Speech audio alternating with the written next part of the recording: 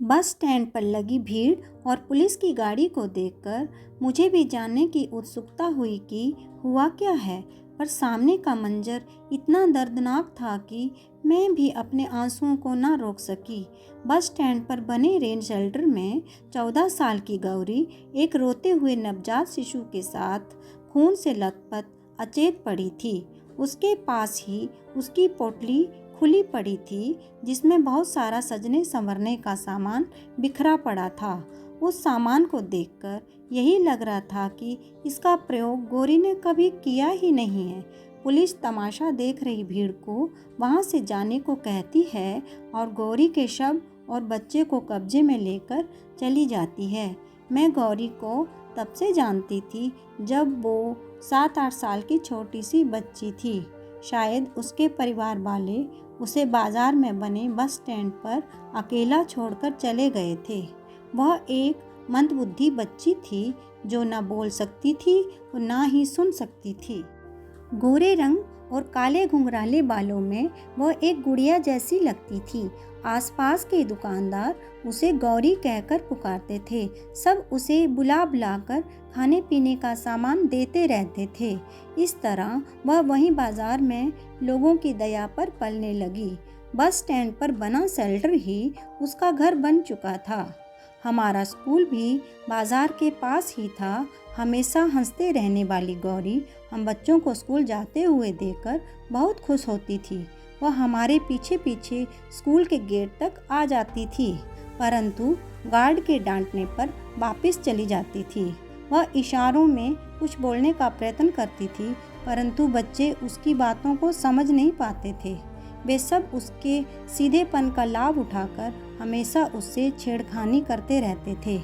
कभी उस पर पत्थर तो कभी जूठा खाना फेंकते, लेकिन गौरी उनकी इन हरकतों से अनजान जमीन पर गिरा हुआ खाना भी हंसते हुए खा लेती थी। वह मेरी ही उम्र की थी। मुझे उसका स्कूल ना जाना और बच्चों द्वारा परेशान करना बिल्कुल भी अच्छा नहीं लगता था।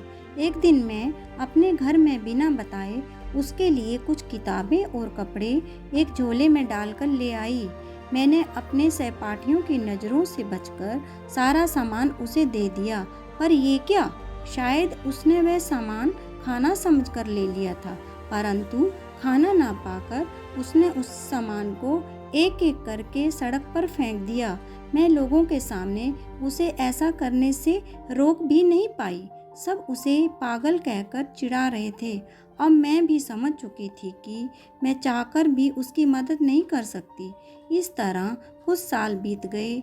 गौरी का दिमाग तो नहीं बढ़ा, परंतु उसका शरीर जवानी में प्रवेश कर गया था। वह आज भी बाजार में रहने वाले लोगों के रहम पर पल रही थी। उसे सारा दिन बाजार में चक्कर काटते हो जाता और रात को वह वहीं शेल्टर में फटे पुराने कंबल और पोटली के साथ सो जाती थी। फिर चाहे ठंड, बारिश या गर्मी हो, उसे कोई फर्क नहीं पड़ता था। परंतु इधर कुछ दिनों से उसके शरीर के बदलते हुए आकार को देखकर लोग तरह तरह की बातें करने लगे थे। बाजार के आसपास के गांवों में भी गौरी की ही चर्चा थी। दुकानदार भी उसे देखते ही मुंह बनाकर घूरने लगते थे। कोई गाली देता तो कोई बदचलन उल्टा कहकर भगा देता। कोई उसे खाने का सामान भी नहीं देता था। लोगों की सहानुभूति अब नफरत में बदल गई थी, पर लोगों की इस नफरत से अनजान गौरी कूड़े में गिरे हुए खाने के टुकड़े भी बीन कर खा लेती थी। भूख और कमजोरी में गर्भावस्था के भार को अधिक दिन तक सहन कर पाना गौरी के लिए बहुत मुश्किल हो रहा था।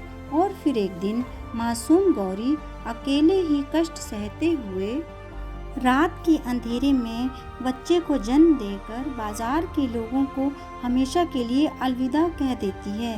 उसके साथ किसने इतना बड़ा जुल्म किया था, कोई नहीं जानता था। आखिर मासूम गौरी को किस अपराध की सजा मौत के रूप में मिली थी। मैं आज बरसों बाद भी उस घटना को कभी नहीं भूल पाई।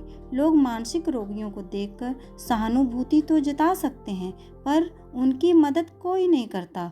अगर उनकी कोई मदद कर सकता है तो वो हैं उनके अपने माता पिता। अगर वह उन्हें त्यागने की बजाय अच्छा इलाज करवाएं तो ये भी ठीक हो सकते हैं और हमारे जैसा जीवन जी सकते हैं।